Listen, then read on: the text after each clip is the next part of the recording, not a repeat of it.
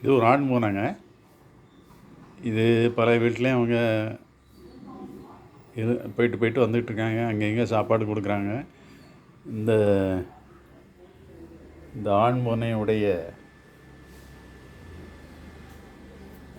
இது அதோட சேர்ந்த பெண் பூனை.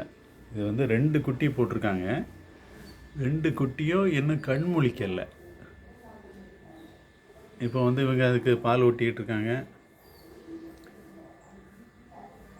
நல்லா பால் குடிச்சிட்டு அவங்க இப்போ ரெஸ்ட் எடுத்துக்கிட்டு இருக்காங்க.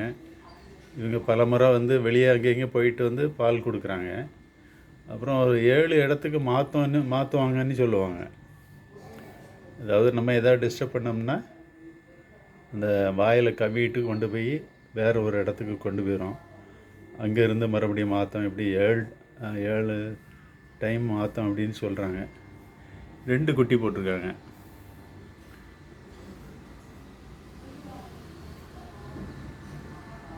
இந்த பூனை குட்டிக்கெல்லாம் இப்போ நம்ம அந்த சில வீட்டிலெல்லாம் இந்த கேட் ஃபுட்டு கொடுக்குறாங்க.